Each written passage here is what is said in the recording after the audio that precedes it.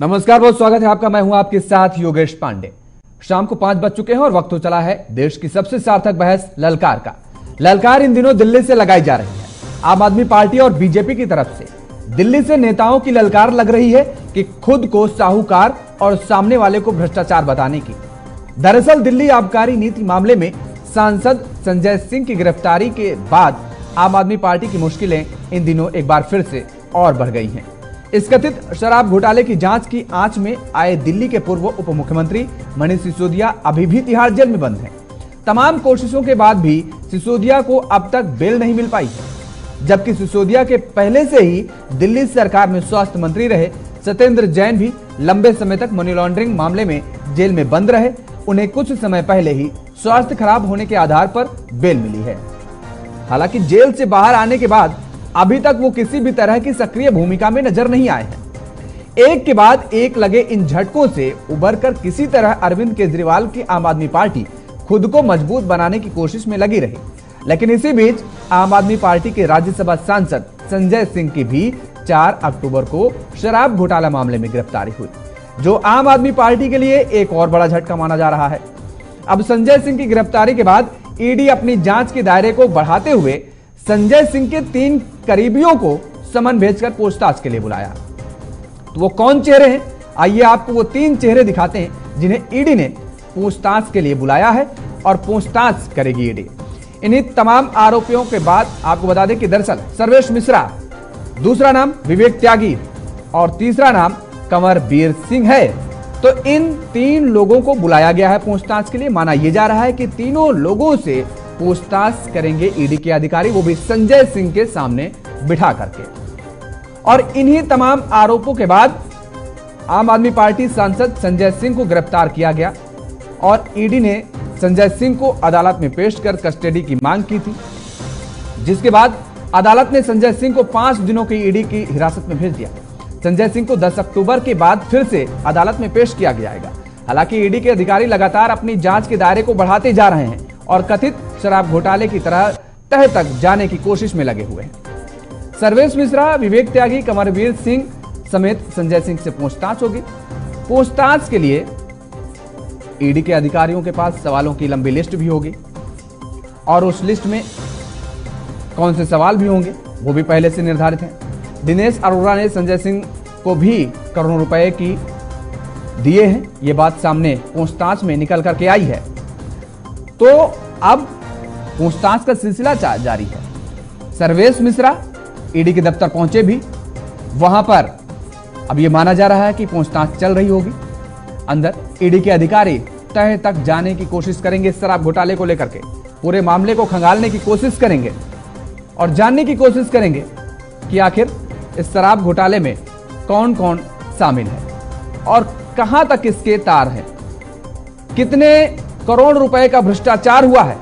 इन सारी कोशिशों को, इन सारी तहों को खोजने का काम किया जाएगा और इसके साथ ही ना केवल इन तहों को खोजने का काम किया जाएगा, बल्कि जो भी आरोपी होगा, जो भी भ्रष्टाचारी होगा, उनकी गिरफ्तारी भी की जाएगी ईडी की तरफ से, ईडी के अधिकारियों की तरफ से। लेकिन अब देखने वाली बात होगी कि इन 3 लोगों को जब बुलाया गया है तो इन 3 लोगों के पूछताछ में क्या कुछ सामने निकल करके आता है। और सर्वेश मिश्रा या विवेक त्यागी, कोई भी हो, इन सभी लोगों को लेकर के जो सवाल पूछे जाएंगे, जरा वो सवालों की लिस्ट मैंने बनाई है, वो सवाल आपको दिखाते हैं। सवाल नंबर 1, आप दिनेश अरोड़ा को कैसे जानते हैं? संजय सिंह से यह पूछा जा सकता है कि आखिर आप दिनेश अरोड़ा को कैसे जानते हैं। सवाल नंबर 2, दिनेश अरोड़ा से आपकी पहली मुलाकात कब और कहां हुई थी? ये दूसरा सवाल हो सकता है। सवाल नंबर 3, क्या आपने दिनेश अरोड़ा और अमित अरोड़ा से अपने सरकारी आवास पर मीटिंग की थी? यह भी सवाल होगा। सवाल नंबर 4, अगर मीटिंग हुई थी तब और इसका एजेंडा क्या था और कौन कौन इस मीटिंग में शामिल था? सवाल नंबर 5, सर्वेश मिश्रा को आप कैसे जानते हैं और आपके साथ कब से जुड़ा हुआ है सर्वेश मिश्रा? संजय सिंह से सवाल होगा। क्या आपने दिनेश अरोड़ा को मनीष सिसोदिया से मिलवाया था? ईडी के अधिकारियों का 6वां सवाल यह हो सकता है। और 7वां सवाल, क्या आपने रेस्टोरेंट मालिकों से पैसा इकट्ठा करने के लिए दिनेश अरोड़ा को कहा था? 8वां सवाल हो सकता है, क्या आपके कहने पर 82 लाख रुपए का चेक दिया गया था? इन सारे सवालों की लिस्ट बनी है। और 9वां सवाल जो हो सकता है, क्या आपने सर्वेश मिश्रा को दिनेश अरोड़ा से 1 करोड़ रुपए लेने के लिए कहा था या नहीं? 10वां सवाल, अमित अरोड़ा को पीतमपुरा की शराब की दुकान को ओखला ट्रांसफर कराने में आपकी क्या भूमिका थी? यह भी पूछा जा सकता है। सवाल नंबर 11 हो सकता है कि क्या दिनेश अरोड़ा ने आप तक 2 करोड़ रुपए पहुंचाए थे? और सवाल नंबर 12 जो होगा वो, क्या यह पैसा आपके घर पर दिया गया था और पैसे लेते वक्त आप कहां थे? यह संजय सिंह से सवाल होगा। क्या सर्वेश मिश्रा ने के दिनेश अरोड़ा से पैसा लेने की आपको जानकारी भी थी? यह भी सवाल हो सकता है। और सवाल नंबर जो 14 होगा वो, एक्साइज पॉलिसी की ड्राफ्टिंग में आपकी क्या भूमिका थी, जिसको लेकर के पूरा बखेड़ा खड़ा हुआ है। और सवाल नंबर 15 भी हो सकता है। वो सवाल हो सकता है, क्या आपने दिनेश और अमित अरोड़ा की केजरीवाल से मुलाकात करवाई थी? क्योंकि ये बड़ा आरोप लग रहा है कि दरअसल एक के बाद एक भ्रष्टाचारी सामने आ रहा है और भ्रष्टाचार का खुलासा हो रहा है। लेकिन दूसरी तरफ वहीं अरविंद केजरीवाल ये आरोप लगा रहे हैं कि दरअसल ना तो खुद काम कर रहे हैं ना करने दे रहे हैं। इसी मुद्दे पर आज चर्चा करेंगे। हमारे साथ कुछ मेहमान जुड़े हैं, आपका तारुफ करा देते हैं। मनोज पंडित जी हैं, भारतीय जनता पार्टी के नेता हैं। काजी इमरान लतीफ जी हैं, आम आदमी पार्टी के प्रवक्ता हैं। अजीत राय जी हैं, कांग्रेस के प्रवक्ता हैं। और अमिताभ कुमार जी हमारे साथ जुड़े हुए हैं, राजनीतिक विश्लेषक। आप सभी मेहमानों का बहुत बहुत स्वागत है। मनोज पंडित जी, अभी आप सुन रहे थे अरविंद केजरीवाल जी को, वो साफ तौर पर कह रहे हैं कि ना तो एक काम करने दे रहे हैं, ना कर रहे हैं और ना करने दे रहे हैं। अगर आपको काम करना है तो उनसे बेहतर करके दिखाइए, अरविंद केजरीवाल कह रहे हैं। आप इसमें होड़ लगाइए, आप उनके काम में भी बाधा डाल रहे हैं। नहीं योगेश भाई, ये बताइए कि हम कहाँ बाधा डाल रहे हैं? हम जो आप काम कर रहे हैं, वो जो आपका तरीका है काम करने वाला, वो ठीक नहीं है। आप ये देखिए कि आप क्या आपने जो चीजें आप कहते हो घोटाला नहीं हुआ तो ठीक है, न्यायालय छोड़ देगा आपको।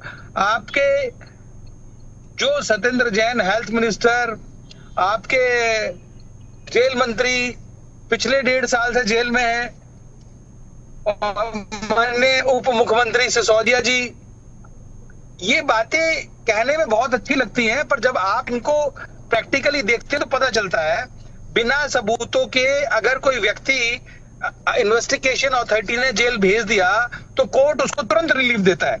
कोर्ट उसको ज्यादा दिन रख नहीं सकता क्योंकि पर्याप्त सबूत नहीं होते वहां पर। और ये मीडिया के सामने कहना बहुत आसान है कि हम काम कर रहे हैं, हमें काम नहीं करने दिया जा रहा। अरे भाई, आप काम कर रहे होते तो ये सब चीजें नहीं होती ना। जब आप सरकार में आए थे, जनता को कह के आए थे कि हम ये कल्चर नहीं लेंगे, हम ये नहीं करेंगे। आज घोटाले पे घोटाले खुले जा रहे हैं। ये किसके घोटाले हैं? चाहे वो स्कूल घोटाला हो, चाहे पानी का घोटाला हो, और शराब का घोटाला तो सबसे बड़ा घोटाला। आपने इतने सारे आपने बच्चों की उम्र कम कर दी सिर्फ किस लिए कि जो आपके मित्र हैं, जो शराब के ठेके जिन्होंने लेने हैं, वो ज्यादा सेल कर पाए, आपकी पार्टी को ज्यादा पार्टी फंड मिल पाए। तो ये सब चीजें जानते हैं, जनता जानती है। और ये अच्छा एक तरीका ढूंढा इन्होंने बचाने का कि चुनाव सिर पर है, इसलिए कार्रवाई। लेकिन मनोज जी, आपने अदालत का जिक्र किया, तो कल जब मनीष सिसोदिया मामले पर सुनवाई हो रही थी तो अदालत ने तो साफ तौर पर कहा कि भाई आपके पास एविडेंस क्या है, एविडेंस तो दीजिए।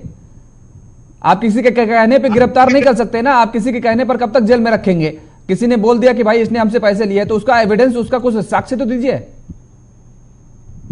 ये ना, जो सरकारी गवाह है जिसने सारी चीजें की वो है। उसके बाद 2 करोड़ रुपए कहाँ लिए गए, कहाँ रखे गए, सारी चीजें, ये टेक्निकल इशू है। ये कोर्ट ही इस चीज को समझ पाएगा, कर पाएगा। अगर ऐसी बात होती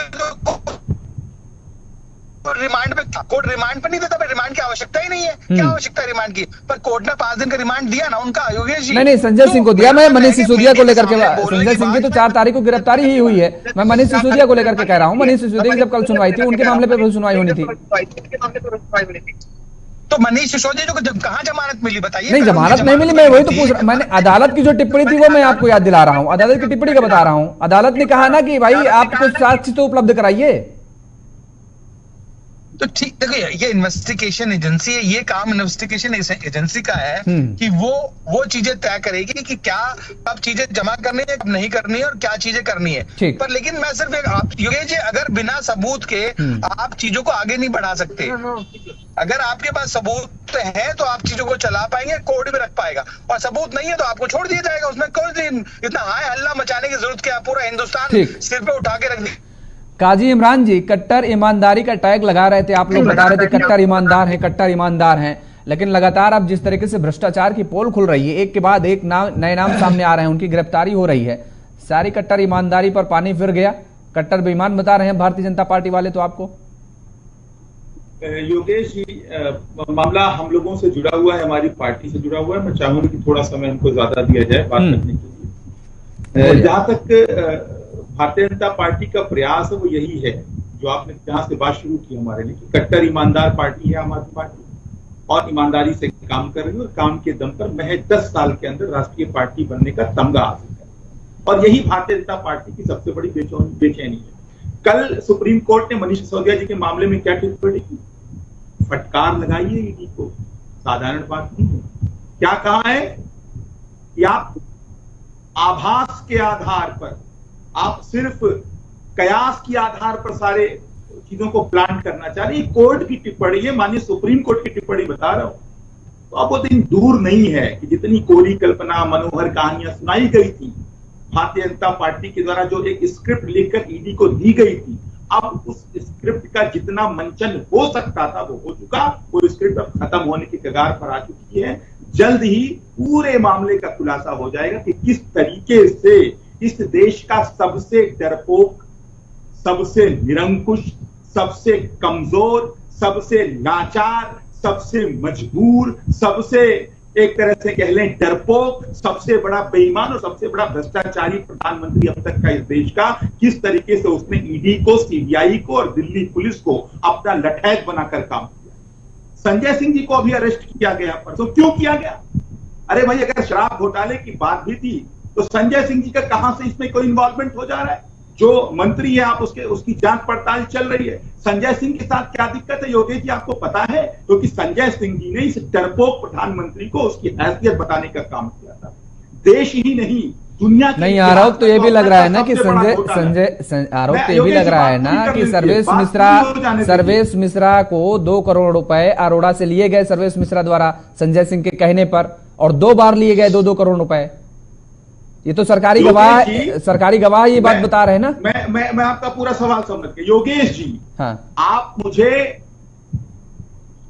मनोज भाई से कह के 3 दिन के लिए ईडी सीबीआई हमारे हवाले कर दीजिए, फिर एक ही बैरक के अंदर अमित शाह को भी रखूंगा, मोदी को भी रखूंगा, और तीसरा नाम जिसको आप कहेंगे उसको भी रखूंगा, और जिसके खिलाफ जो बुलवाना चाहिएगा इन तीनों से मैं बुलवा के दिखा दूंगा। अरे भाई, कान के नीचे थप्पड़ लगाकर आप कान फाड़ देंगे, परिवार वालों को डराएंगे, धमकाएंगे, लोगों के परिवार गायब करा देंगे, और उसके बाद कुछ भी बुलवाना हो बुलवा लीजिए। मैं बार बार क्यों कह रहा हूं कि ईडी का इस्तेमाल अपने लठैत के तौर पे कर रही है भारतीय जनता पार्टी और नरेंद्र मोदी। तो मैं भी कह रहा हूं 3 दिन के लिए मुझे ईडी सीबीआई दिला दीजिए, और जिसको आप कहोगे कि बैरक के अंदर रखूंगा। किस तरीके से संवैधानिक संस्थाओं का दुरुपयोग कर रही है भारतीय जनता पार्टी और नरेंद्र मोदी, ये इस पूरे मामले में साफ साफ दिख रहा है। नरेंद्र मोदी जी को चिंता किस बात की हो रही है योगेश जी? क्योंकि देश ही नहीं, दुनिया के इतिहास का जो अब तक का सबसे बड़ा घोटाला था, मोदी अडानी महा घोटाला, उसकी सच्चाई को परत दर परत जनता के सामने इमरान जी, लेकिन भारतीय जनता पार्टी तो लगातार ये सवाल कर रही है ना कि अगर आप में सच्चाई है तो आप अदालत के सामने सबूत पेश करिए। आपको जमानत अब मिल नहीं रही है आपके नेताओं को। जैन साहब को तो जमानत इसलिए मिली है क्योंकि उनका स्वास्थ्य का हवाला दिया गया, स्वास्थ्य खराब चल रहा था, इसलिए उनको जमानत मिल गई। नहीं वो भी बाहर ना आते, अंदर ही रहते। योगेश जी, कल की जो माननीय सुप्रीम कोर्ट की जो टिप्पणी रही है उसने इस बात को बिल्कुल स्पष्ट कर दिया है, और ये ईडी के पास कुछ विशेष अधिकार होते हैं जिसकी वजह से लंबे मामले को आपको सारे कागजात दूंगा खींचा और मैं सारी चीजें करूंगा, और ठीक है ना, भारतीय दिखाइए जनता ना कागजात, पार्टी अब का किसने रोका मानसिक आपको? मनोज जी शांत हो आप जाइए। सारे कागजात तो दिखाइए, यहाँ सारी आपके चीजें प्रधानमंत्री कीजिए, के अंदर जो आपके अंदर सबूत आप बौखलाहट देने की है। बात कर और रहे हैं, आप सबूत भ्रष्टाचार कोर्ट के पर सामने बात करने दीजिए की आप। हैसियत नहीं रखते, उस लायक नहीं कि भ्रष्टाचार पर बात करें। जिस पार्टी का राष्ट्रीय अध्यक्ष कैमरे के सामने रक्षा सौदे में दलाली करते हुए पकड़ा जाए, वो भ्रष्टाचार पर बात करेंगे। आपका व्यापक ये तो घोटाले का आपको भी आरोपी मालूम शिवराज है सिंह कि चौहान को आम आदमी मुख्यमंत्री बनाने वाली पार्टी पार्टी की हालत क्या भ्रष्टाचार पर है, बात क्या करेगी। क्या हालत है वाटर आम आदमी स्कैम के पार्टी इतने की? बड़े क्या घोटालेबाज बोला था आम हेमंत आदमी बिस्वा पार्टी शर्मा ने? को मुख्यमंत्री और बनाने वाली जिस पार्टी पार्टी के भ्रष्टाचार पर 3-3 बात करेगी। मंत्री, शहीदों के जिस ताबूत में पार्टी का घोटाला करने डिप्टी वाली चीफ पार्टी मिनिस्टर जेल में भ्रष्टाचार हो, पर बात वो करती है। आदमी आप किसी वो बताइए, पार्टी किसी शारदा और स्कैम के लिए बोले आरोपी तो मुझे सुरेंद्र लगता अधिकारी नहीं को है ठीक भारतीय नहीं। जनता ये पार्टी में शामिल नैतिकता करके के आधार लीडर पर ऑफ आप अपोजिशन बिल्कुल बनाने गलत वाली बात पार्टी कर रहे हैं। भ्रष्टाचार पर अगर बात कर रही आपकी है। इतनी अरे हिम्मत है तो आप जाइए, भ्रष्टाचार पर दिखाइए अगर कोर्ट को। भाजपाई जिन बयान पेपर की देते बात हैं, संजय तो सिंह ऐसा कर लगता रहे है कि थे, डाकू आज गब्बर कहाँ सिंह है पेपर? अवधेश दिखाइए, के लीजिए ना अहिंसा पर, जमानत। प्रेम पर। किसने रोका अरे आप आपको लोग जमानत लेने बेईमान से? लोग हैं, आप अगर लोग आपके चोर लोग पास हैं। इतनी हिम्मत है आपका तो टाइम पूरा हो आप चुका दिखाइए है। वहां पे। देश ही नहीं, दुनिया के इतिहास का सबसे बड़ा घोटाला है मोदी अडानी महाघोटाला। इसीलिए हम लोग बार बार कहते हैं कि मोदी अडानी भाई भाई देश बेच कर खाई मलाई, और जितनी मलाई आपने खाई है आप ध्यान रखिएगा। ठीक है, बस ठीक है इमरान जी, 6 महीने का समय ठीक है, आपके पास है मनोज जी। 6 महीने के बाद ठीक है काजी इमरान जी, आ गई बात आपकी। ध्यान रखिएगा, इंडिया आ रही है, इंडिया पलट के रख देगी। उसी बैरक में ये जितने जितने इस तरह के ठीक है, डरपोक बड़ी मेहनत करनी पड़ेगी काजी इमरान जी, भी बड़ी मेहनत करनी पड़ेगी। ठीक है, आएंगे, दोबारा आएंगे, दोबारा आएंगे आपके पास काजी इमरान जी। ठीक है, अब रुकिए, अब रुकिए, अब रुकिए, दोबारा आएंगे आपके पास। अजीत राय जी, अजीत राय जी, मनोज जी आप भी रुकिए, मनोज जी आप भी रुकिए, मनोज जी आप भी रुकिए, रुक जाइए, रुक जाइए, रुक जाइए। अजीत राय जी, कांग्रेस का क्या स्टैंड है? हालांकि कांग्रेस भी लगातार इस बात को कह रही है कि ये साजिशन सब करवाया जा रहा है, विपक्ष को डराने की कोशिश की जा रही है, लेकिन आम आदमी पार्टी के साथ कांग्रेस खुलकर बैटिंग करती नजर नहीं आ रही है। कुछ अंदर मनमुटाव चल रहा है क्या? योगेश जी, इंडिया अलायंस जो है वो 26 से 28 दलों का, जो देश भर से जो राज्य हैं उन सबका एक बहुत मजबूत संगठन बना हुआ है, और आम आदमी पार्टी उसका एक हिस्सा है। और सैद्धांतिक तौर पर ये राजनीतिक दल और पार्टियों से ऊपर उठ करके देखने की जरूरत है। भाजपा ने पिछले 9.5 साल के अपने कार्यकाल में जो देश की जो जांच एजेंसियां हैं और जो संवैधानिक संस्थाएं हैं, उसको जिस तरीके से इन्होंने अपना पॉलिटिकल टूल बना लिया है, उससे कहीं ना कहीं अब देश के आम लोगों में ये चर्चा हो चली है कि आखिर इस तरह से जो लगातार जांच एजेंसियों को विपक्ष के नेताओं के पीछे, कभी पत्रकारों के पीछे, कभी जो है स्वतंत्र जो मीडिया है, जो एजेंसीज है, उनके पीछे इस तरीके से लगाया जाता है। और उसका सिर्फ मकसद सिर्फ यही होता है कि जो इन सारी आवाजों के पीछे जो लोकतंत्र और संविधान और आम लोगों से जुड़ी हुई जो मुद्दे हैं और जो उठने वाली आवाजें हैं, सवाल हैं, उनको किस तरीके से बुलडोज कर दिया जाए। इसलिए देखिए क्या करते हैं, पिछले 9.5-10 साल से क्या हो रहा है, ये हर बार किसी के पीछे लगते हैं, अपनी एजेंसियों को लगाते हैं और उसको किसी अंजाम तक नहीं पहुंचाते हैं। फिर पता चलता है कि जिसके पीछे ये हाथ धो करके पड़े हैं, वो इनके पास, इनके बगल में आकर के इनकी सरकार में शामिल हो गया है, कोई इनकी पार्टी में शामिल हो गया है, और जो इनकी पार्टी में है उसकी तरफ तो खैर क्या ही करना। प्रधानमंत्री जी कह रहे हैं कि मेरा ताप इतना है कि कोई भ्रष्टाचारी मेरे बगल में नहीं बैठ सकता है। अरे प्रभु, कैसे बैठेगा? आप तो भ्रष्टाचार के पावर हाउस हैं, कोई कितना भी बड़ा भ्रष्टाचारी हो, आप तो पावर सेंटर है ना। तो सवाल ये है कि पिछले 9.5 सालों में ना, और ये सिर्फ तो मनोज जी कह रहे हैं कि आपके पास इतने सारे सबूत हैं हमारे नेताओं के खिलाफ भ्रष्टाचार के, आपको एजेंसियों पर अब संदेह है, एजेंसियां उनके कब्जे में हैं, तो आप अदालत का रुख करिए। अदालत को तो आप, अदालत पर आपका विश्वास है, वो कागज लेकर जाइए भैया, दिखाइए जज साहब को, देखिए हम लेकर के आए हैं पूरा खर्रा, और ये भ्रष्टाचार के सबूत है, और इनको गिरफ्तार करवाइए, आप खुद स्वतः संज्ञान लीजिए। योगेश जी, ये अदालतों के पीछे छुपने का खेल राजनीति में किसान आंदोलन से मोदी जी का पूरे देश ने देख लिया है। रही बात, लोग अदालत जा ही रहे हैं, ले ही रहे हैं, जमानतें मिल ही रही हैं। अब मैं पर्टिकुलर किसी एक केस में आम आदमी पार्टी का ये जो नेता है, इनका जो मुद्दा है, इसके बारे में हमारे भाई प्रवक्ता बैठे वो बता ही रहे थे। मैं तो एक बड़े परिदृश्य में बात कह रहा हूँ कि आप इन चीजों को अंजाम तक नहीं पहुंचा रहे हैं और जांच एजेंसियों को अपने टूल किट की तरह इस्तेमाल कर रहे हैं। उनके अधिकारियों को लगातार आप काम ले रहे हैं उनसे, उनके बाद तुरंत उनको अपनी पार्टी में ले रहे हैं। यहाँ तक कि सुप्रीम कोर्ट के जो जज हैं, उनको भी तुरंत उनका कूलिंग पीरियड होता है, वो खत्म होने से पहले ही उनको राज्यसभा में भेज रहे हैं। और किस तरीके से लगातार आप अपने आपके पास जो लगातार भ्रष्टाचार के आरोप लगते हैं, जो आपके नेताओं पे लगते हैं, उनसे आप पल्ला झाड़ लेते हैं। और ये तो भाजपा में तो भ्रष्टाचार बहुत बड़े व्यापक लेवल पर चला गया है। और इस 9.5 साल में भाजपा ने सिर्फ जांच एजेंसियों का ही जो है मटियामेट नहीं किया है, अपने कई मजबूत नेताओं जिनकी छवि वाजपेयी सरकार में या पहले अभी तक की मोदी सरकार से पहले जिन भाजपा नेताओं की कुछ हद तक एक मजबूत अच्छी छवि मानी जाती थी, जो कम से कम बोला करते थे, चाहे वो गडकरी जी हो, चाहे राजनाथ जी हो, चाहे यशवंत सिन्हा जी हो, चाहे और कई भाजपा के दिग्गज नेता हो, तो ये लोग आज कहाँ हैं? सबकी सब किनारे लगा दिए गए हैं, सबकी सब आवाज सबकी दबाई जा रही है। तो क्या ये देश ये सब कुछ देख नहीं रहा है? सबको सब कुछ दिखाई दे रहा है। ये इस तरीके से जो आप पॉलिटिकल टूल किट बना रहे हैं, अच्छा आपने क्या बता दिया? नहीं, आपने बता दिया, आपने कहा कि भाई जजों को राज्यसभा भेजा जा रहा है, पहली बार भेजा गया है।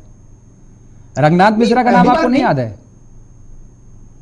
योगेश जी पहले भी भेजा जाता रहा है, ऐसा मैं नहीं कह रहा हूं। वही तभी तो मैं पूछ रहा हूँ कि रंगनाथ मिश्रा जी का नाम नहीं याद क्या आपको? कांग्रेस ने उन्हें कहाँ भेजा होता है? आप आज ईडी के डायरेक्टर का वीआरएस रेजिग्नेशन होता है और 1 महीने बाद वो आपके चुनाव मैदान में कूद पड़ता है। आज जज रिटायर होता है, कल आपका राज्यसभा मेंबर हो जाता है। अरे कुछ तो पर्दा रखिए, कुछ तो मर्यादा रखिए सर।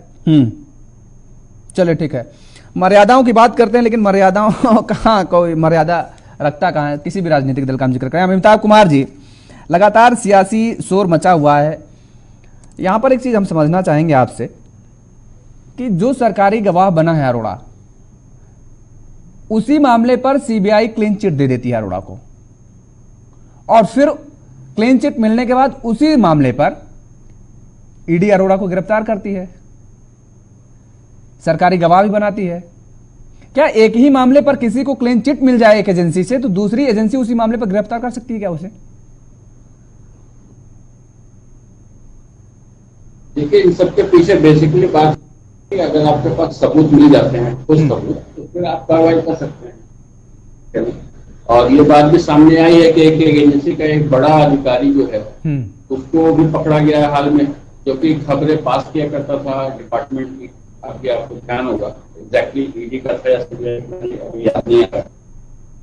तो प्रमाण के साथ जो हेराफेरी मास्टर है लोग, क्योंकि जो विधान बना रहा है वही जब चोरी करने लगे तो वो सब विधि विधान जानता है, वो इस हिसाब से चोरी करता है कि प्रमाण ढूंढना बहुत मुश्किल काम होता है। खास करके फाइनेंशियल मसलों में आपके पास ऐसे प्रमाण आए हुए हैं शराब घोटाले में कि किस तरीके से सिम खरीदे गए और यूज करके तुरंत फेंके गए, फोन तोड़े गए।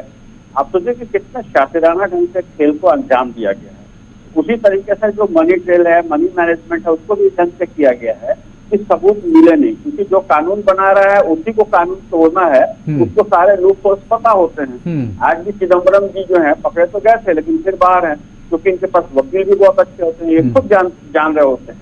तो इस तरीके से बातें करना, अरे जब काम प्रमाण जब मिल गया है और अरेस्ट तभी करेगी एजेंसी, क्योंकि एजेंसी को भी अपनी चिंता होती है और कोर्ट में ले ही जाना होता है। एजेंसी अपने से तो तय नहीं कर सकती कि हमने जो कह दिया वो बिल्कुल सही है, कोर्ट इसको तय करेगा।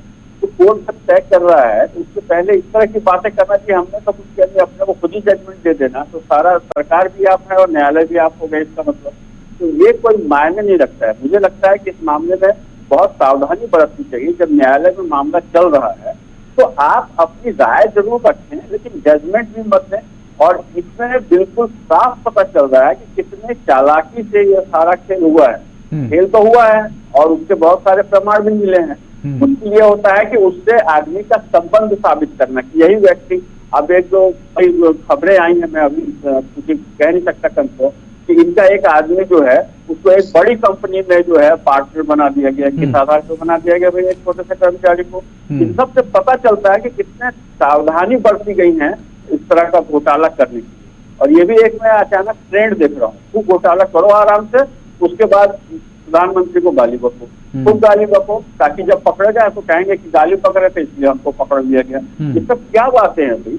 मामला न्यायालय में है, न्यायालय इसको ये करेगा। और आपने अगर कुछ किया है या नहीं किया है तो आपके पास बहुत अच्छे वकील हैं, बहुत सक्षम लोग हैं, आपके वकील वहाँ पे अदालत के साथ। वो बात तो मैंने पूछी, वो बात मैंने काजी इमरान जी से पूछी, लेकिन ऐसा होता है क्या कि लगभग 8 महीने, मान लीजिए फरवरी में गिरफ्तारी हुई थी और उसके बाद कल जब सुनवाई हुई सिसोदिया के केस में तो मनी ट्रेल को लेकर के ये कहा गया अदालत की तरफ से, सुप्रीम कोर्ट की तरफ से, कि भाई आप कुछ सबूत तो रखिए मनी ट्रेल को लेकर के। आप केवल बातें कर रहे हैं, बता रहे हैं, आपके पास अभी मनी ट्रेल का कोई सबूत आपने नहीं रखा अदालत के अंदर। तो 8-8 महीने एजेंसियां क्या ऐसा करती हैं कि किसी को मामले की शुरुआत करती हैं, उन्हें गिरफ्तार कर लेती हैं और उसके बाद उसको छोड़ देती हैं कुछ दिन के लिए, फिर दूसरे मामले में जुट जाती हैं। फिर जब सुनवाई होती है, जब अदालत से कुछ टिप्पणी होती है, फिर उस मामले में प्रारूप या सबूत जो है खोजने की तलाशी करने की कोशिश करती हैं। ऐसा होता है क्या? नहीं, क्योंकि केवल एक ही सबूत नहीं होता ना, सबूत के बहुत सारे पहलू होते हैं, बहुत सारी चीजें, कागजात भी होते हैं और प्रत्यक्ष प्रमाण भी होता है, गवाह होते हैं। सबूत केवल पैसे का ट्रेल का नहीं होता है, बहुत सारी चीजें होती हैं, जो डेटा जो इकट्ठा किया जाता है, जो बातचीत जो रिकॉर्ड की जाती है और गवाह भी होते हैं। तो निश्चित रूप से कुछ ना कुछ जो है सीरियस जो है सबूत जो है, जो अकाट्य हैं, वो जरूर कोर्ट के सामने रखे गए होंगे, अन्यथा कोर्ट को जमानत नहीं देने का कोई कारण नहीं है। तो फिर कोर्ट ये टिप्पणी क्यों कर रहा है? वही मेरा सवाल, ये इसी सवाल पे मैं आना चाह रहा था। फिर अदालत ये टिप्पणी क्यों कर रही है कि भाई आप मनी ट्रेल के मामले में कोई सबूत नहीं रख पा रहे हैं, आप सबूत रखिए। नहीं, ये मामला जब सुनवाई होगी, बहस होगी, अदालत ने भी कहा जब बहस होगी तो 1 मिनट ये टिकेगा नहीं मामला। अदालत की तरफ से टिप्पणी थी, अमिताभ जी आप भी जानते होंगे। निश्चित रूप से वो एक पहलू है जिसपे कोर्ट चाह रहा है कि इसको साबित करना भी जरूरी है, और पहलू है अगर उनको सबूत नहीं मानता कोर्ट तो कोई कारण नहीं था कि इनको रखें, कोई कारण नहीं था, कोर्ट को कोई बातें नहीं कर सकता, बहुत स्पष्ट है। वो एक इस पहलू पे भी चाह रहा है कि मनी ट्रेल को भी आप प्रॉपर फॉर्म में ला करके मेरे सामने रखें, जो सबसे कठिन इसको मैंने कहा कि कई जो सबूत के कई पहलू होते हैं, अलग अलग पहलुओं पर निश्चित रूप से कारण बन रहा है। आप जानते हैं कि एक छोटी सी चीज के लिए, कई बार एक छोटी सी चीज के लिए कि जो क्या कहते हैं, जैसे हथियार नहीं मिला क्राइम का, उसके बाद उससे भी छूट जाते हैं। कई बार गलत तरीके से अरेस्ट किया है, अरेस्ट करते वक्त जो बताया गया उसको खाली गलत साबित कर दे तो हथियारा भी छूट जाता है। तो कोर्ट से छूटने के बहुत सारे रास्ते हमारे पास, और मैंने आपको बताया कि जो विधि विधान करने वाले हैं, जो कानून बनाने वाले लोग, वो लोग शामिल हैं, तो वो लोग बहुत सारे लूपहोल्स जानते हैं, इसलिए कोर्ट भी सावधानी बरत रहा है और इनसे भी कह रहा है कि कुछ ऐसे और सबूत आपको चाहिए होंगे जब आप बहस करेंगे। बाकी सब तो ठीक है, लेकिन इस मुद्दे पे अब आपको वेपन ऑफ क्राइम नहीं मिला तो फिर मुझे सोचना पड़ेगा, क्योंकि वो बहुत मस्त है किसी भी वैसे मामले में। उसी तरीके से यहाँ पे मनी ट्रेल मस्त है, उसको भी लाइए। बाकी ठीक है, गवाह आपका है, वो कह रहा है, बाकी ठीक है, लेकिन ये भी एक फैक्टर चाहिए, वो कह रहे हैं और फैक्टर्स हैं, अन्यथा कोर्ट बिल्कुल नहीं रोकता, क्योंकि इनके वकील बहुत सक्षम है। कोई सामान्य आदमी नहीं है ना, आम आदमी परेशान हो जाता है कि उसको बंद कर दिया गया, उसके वकील के पैसे नहीं है या उसके पास सक्षम वकील नहीं है। इन लोगों के पास तो इतने बढ़िया वकील हैं जो वहां पे बहस कर रहे हैं कि जो सही चीज को भी सही साबित करना पड़ रहा है, इतने बढ़िया वकील इनके पास हैं, तो इसको ऐसी दिक्कत नहीं आएगी। और ये मुझे लगता है कि एक ट्रेंड सा बन गया है। तो आप प्रधानमंत्री को गाली दे रहे, क्या मतलब? क्या प्रधानमंत्री वहां पे नहीं है? अगर आप कुछ कर रहे हैं तो जिसका काम है वो उस पर एक्शन ले रहा है और उसको फॉलो कर रहा है। ये उसको पुलिस का काम है, पुलिस कर रही है, ईडी का काम है, ईडी कर रही है, सीबीआई का काम है, सीबीआई कर रही है। आप हर चीज को सीधे प्रधानमंत्री को बोलना शुरू कर देते हैं, ये भी कमाल का एक मिनट ट्रेंड नहीं। वो ये कह रहे हैं अमिताभ जी, वो ये कह रहे हैं कि दरअसल जो कार्रवाई हो रही विपक्ष के नेताओं पर क्यों हो रही है? 121 नेताओं पर छापेमारी हुई 8 साल में, जिनमें 115 विपक्ष के हैं। ये एक आंकड़े सामने आए हैं, उसमें पता चला है। नहीं, बहुत बढ़िया बात है। हाँ। तो इन लोगों के पास ये लोग कोई कमजोर लोग थोड़ी हैं, ये भी कहीं ना कहीं सत्ता में है। जो क्यों नहीं आरटीआई लगाते हैं, क्यों नहीं याचिका लगा करके और उस सब चीज को काउंटर करते हैं? इनको करना चाहिए। और कार्रवाई नहीं हो रही है, मुझे तो मालूम है कि जो भी नेता जिनके ऊपर केस चल रहे हैं वो कार्रवाई जारी है। हो सकता है कि थोड़ा ढीला हो, क्योंकि हर पार्टी अपने हिसाब से कुछ ना कुछ लाभ लेने का कोशिश करती है। तो भाजपा को एकदम से अलग चीज पड़े है, वो भी पॉलिटिकल पार्टी है। हो सकता है ये जो कह रहे हैं, तो इनको चाहिए कि इनको भी जो कानूनी तरीके हैं जा करके सुप्रीम कोर्ट में याचिका दायर कर सकते हैं ना कि फलाना फलाना सबूत इस व्यक्ति के खिलाफ मिला हुआ है और इनके ऊपर मामला दर्ज है, तो इसको क्यों नहीं बढ़ाया जा रहा है? पैसे की कमी थोड़ी ना है, पैसा तो कूद है इन लोगों के पास, पार्टियों के पास। बिल्कुल आप ठीक बात कह रहे हैं मनोज जी। ये लगातार बात निकल करके सामने आ रही है विपक्षी दलों की तरफ से, किसी से बात की जा रही है, तो दरअसल यही जो मोटा मोटा है कि अब आप लोग बिल्कुल डर गए हैं। दरअसल जो गठबंधन बना है और उसी की बौखलाहट में ये ताबड़तोड़ कार्रवाइयां चल रही हैं, क्योंकि बहुत कम समय बचा हुआ है आपके पास। नहीं योगेश, आप मुझे बताइए, अभी कल लालू जी को जमानत मिली ना भाई, कल लालू जी को मिली, राबड़ी देवी को मिली, तेजस्वी यादव को मिली। अगर आप कोर्ट के सामने सही चीजें रखेंगे तो क्यों नहीं मिलेगी? अब आप इनका कहने के बाद संविधान खतरे में है, देश खतरे में है, आप दो राज्यों में सरकार चला रहे हैं, उसके बाद सारी चीजें खतरे में, तो समझ नहीं आता वो खतरा है कहाँ, वो चीजें हैं कहाँ, वो चीजें समझ नहीं आती ना योगेश जी। आप अभी सही बात, उन्होंने इतना अच्छा बोला कि आप ये देखिए कि इनके पास इतने बड़े बड़े लॉयर हैं, चीजें हैं, सब कुछ है, पैसा पानी की तरफ बहा रहे हैं, कोर्ट्स में वकीलों की फौज खड़ी हो रही है, तो रखिए ना तथ्य सामने। पर लेकिन आपको ये बात कह के कि हम प्रधानमंत्री को गाली दे रहे हैं और उनको कोस रहे हैं और सरकार नहीं आ रही है, हमारे बदले की भावना, ये कोई लाइसेंस नहीं मिल जाता आपको कि आप ये सब बोल के करप्शन करें और सरकार या कोई एजेंसी कार्रवाई ना करे। तो ये चीजें तो मुझे ठीक नहीं लगती। बाकी जो चीजें हैं वो कोर्ट के सामने से सब तथ्य सामने आ जाएंगे। बिल्कुल तथ्य सामने आएंगे। काजी इमरान जी, क्या आपकी प्रतिक्रिया है? देखिए अमिताभ जी भी कह रहे हैं अगर आपके पास भाई समझ आपके पास है कुछ ऐसा जो मैंने पहले कहा, तो आप अदालत का रुख करिए। आपके पास तो इतने बड़े बड़े लॉयर्स हैं, पैसे की कोई कमी नहीं है पार्टी फंड में, तब फिर आप कहां समस्या आ रही है? और मनोज जी देखिए उदाहरण दे रहे हैं कि लालू यादव जी को अभी जमानत मिल गई, तेजस्वी यादव जी को जमानत मिल गई है, उन्होंने अपना पक्ष रखा, आपको क्यों नहीं मिल रही है? योगेश जी, बिल्कुल जमानत मिलेगी, सारे पक्ष रखे जा रहे हैं।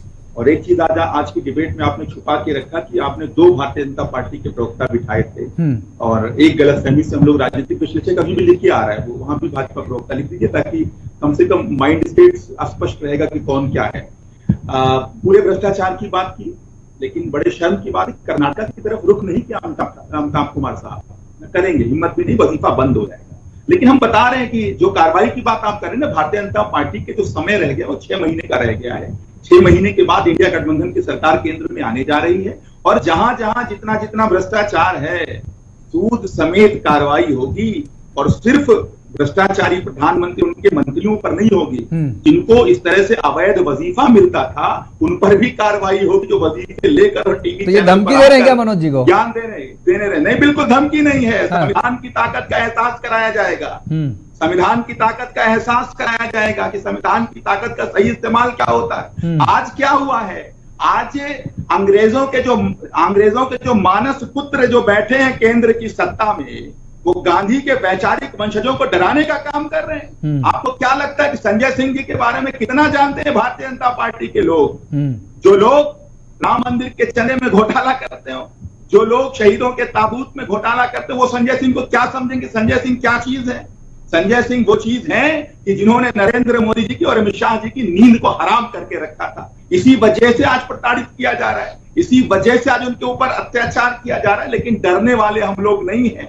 हम आपको बता दें, मरना ही मुकद्दर है तो लड़कर मरेंगे, खामोशी से मर जाना मुनासिब नहीं होगा। और जो बात ये बार बार सबूत की और गवाह की और सारी चीजों की कर रहे हैं, अकबर इलाहाबादी साहब ने बहुत पहले कहा था कि लश्कर भी तुम्हारा है, सरदार तुम्हारा है, तुम झूठ को सच लिख दो, अखबार तुम्हारा है। और यही पूरी कहानी समझ में आ रही है। शराब घोटाला कुछ घोटाला है ही नहीं, ये अभी तक यही नहीं सिद्ध कर पाए कि ये घोटाला है। जिस तरह से ये बच्चों वाली बात अमिताभ कुमार साहब अभी कर रहे थे, सुप्रीम कोर्ट ने पूरे मामले को लेकर ये टिप्पणी की है कि आपने अभी तक सबूत सही ढंग से प्रस्तुत नहीं किए हैं। ये इतने बचकाने तरीके से चीजों को छुपाने के काम कर रहे हैं भारतीय जनता पार्टी के प्रवक्ता नंबर 2 इस डिबेट के। मसला ये है कि अभी तक ईडी के पास कुछ विशेष अधिकार होते हैं कि जब तक वो जांच खींचेंगे तब तक वो रिमांड ले सकते हैं, तब तक वो कस्टडी ले सकते हैं, तब तक वो जेल के अंदर रख सकते हैं। और इसी जो उनके पास विशेष अधिकार उन्हीं का नाजायज इस्तेमाल किया जा रहा है मोदी और अमित शाह के कहने पर। ये स्पष्ट ये बात भी समझते हैं, लेकिन क्या करें, वजीफा जो ले रहे हैं तो बोलना पड़ेगा। और ये घबराहट दरअसल इस वजह से है कि इंडिया गठबंधन और जो बिहार की जातीय जनगणना की जो सूची आई है उससे घबराहट है। क्योंकि ये ठाकुर लोग है ना, ये वो वाले ठाकुर की बात मैं नहीं कर रहा हूं, वो जिन ठाकुरों का कुआ था उन ठाकुरों की बात कर रहे हैं। आज ठाकुरों ने संविधान, काजी इमरान जी, आप गठबंधन का बार बार जिक्र कर रहे हैं, गठबंधन में सब कुछ ठीक चल रहा है, पहले यही बता दीजिए गठबंधन में क्या सब कुछ ठीक चल रहा है? चंगा चल रहा है गठबंधन योगेश जी, बिल्कुल चंगा चल रहा है। गठबंधन की चिंता आप मत करिए। और अरे नहीं, हम चिंता क्यों करें भाई? हम तो अक्सर कहते हैं, हमने कल भी यही बात कही, चिंता हम करने वाले कौन होते हैं भैया? आपको वोट मांगने जाना है, अजीत राय जी को वोट मांगने जाना है, और मनोज पंडित जी को वोट मांगने जाना है, हमें थोड़े ना वोट मांगने जाना है। हमें चिंता का है कि हम तो आराम से बैठे चर्चा कर रहे हैं। फिर आपका योगेश भाई बात पूरी कर लेंगे। मनोज भाई साहब की जो पार्टी है वो बहुत ज्यादा घबराई हुई है इंडिया गठबंधन से। और आप बार बार हमसे सवाल कर रहे हैं गठबंधन में सब ठीक चल रहा है। सब ठीक चल रहा है, मैं बता रहा हूं इतना ठीक चल रहा है कि भारतीय जनता पार्टी की नींद उड़ी है। जो अभी तक एकला चलो, मतलब जो एक आत्ममुग्ध नेता अपनी पार्टी के वरिष्ठ नेताओं को नहीं साधता था, वो अपने गठबंधन को बड़ा दिखाने के लिए छोटी छोटी पार्टियों के आगे मिन्नत करता फिरता। पार्टियां कैसी? मैं, तुम, हम, क्यों, कैसे, ये पार्टियों के नाम जिनका न कोई विधायक है न कोई सांसद है, लेकिन सिर्फ कुनबा दिखाने के लिए, गठबंधन दिखाने के लिए उनको भी साधने की कोशिश हो रही है। सारी एजेंसियों को लठैत बनाकर विपक्षी पार्टियों के नेताओं के साथ लगा दिया। मैं कह रहा हूं नरेंद्र मोदी जी का बस चले तो चौराहे पर खड़ा करके विपक्षी पार्टी के सारे नेताओं को गोली मार देंगे। और लेकिन तभी मैं कहता हूं अगर ये काम भी इन्होंने अपनी तानाशाही के बल पे कर दिया, तभी आने वाले 2024 के चुनाव में नरेंद्र मोदी हारेंगे, देश की जनता जीतेगी। क्योंकि देश की जनता ने इस बार, योगेश जी बस 30 सेकंड, देश की जनता ने यह बात तय कर ली है कि इस बार डरपोक, तानाशाह, कायर को केंद्र की सत्ता से बेदखल करना है तो है। ठीक है अमिताभ जी, वो कौन से अधिकार होते हैं ईडी को, अगर आपको जानकारी हो तो थोड़ा सा दर्शकों को भी बताइए कि किसी भी व्यक्ति को सबूतों के अभाव में भी वो गिरफ्तार कर सकती है और जेल में रख सकती है, वो भी 8-8 महीने, साल भर। नहीं, अभी तो ऐसा कुछ नहीं है। बहुत पहले जो कुछ ऐसे विशेष कानून जैसे बने हुए थे, टाटा वगैरह, उन सब के तहत कुछ ऐसी व्यवस्था थी। अभी तो है कि अगर आपने पकड़ लिया तो आपको कोर्ट में पेश करना ही पड़ेगा। कोर्ट में पेश होने का मतलब है कि न्यायालय देख रहा है कि आप क्या कर रहे हैं, क्या नहीं कर रहे हैं, है ना। ऐसी कोई बहुत विशेष व्यवस्था नहीं है। ज्यादा से ज्यादा वो पूछताछ के लिए अगर वो सही तथ्य रखते हैं सामने, ये सब फैक्ट्स हैं, तो उसके आधार पर रिमांड दी जाती है। अगर वो नहीं है तो रिमांड पे ही जाना मुश्किल है, लेना ही मुश्किल है रिमांड पे, पूछताछ के लिए, जांच के लिए, अगर सही ढंग से तथ्य अगर सामने नहीं रखते। अरे रिमांड तो छोड़िए, जेल में पड़े हुए हैं लोग, हम उनकी बात कर रहे हैं कि क्या ऐसी कौन सी पावर है कि जिसके तहत साल भर लोगों को जेल में डाल दिया जाए। नहीं, अभी तो नहीं है। टाटा एक था जिसमें आधार था, या फिर ड्रग पेडलिंग एक्ट है जिसके तहत आधार होता है, तो उसके तहत अगर एक खास मात्रा में अगर ड्रग्स के साथ आप पकड़े जाते हैं तो शायद कुछ समय तक आप जमानत तक आपको नहीं होती है। लेकिन ऐसे सामान्य, अभी मेरी जानकारी में मुझे मालूम है कि अभी कोई ऐसा कोई कानून नहीं है।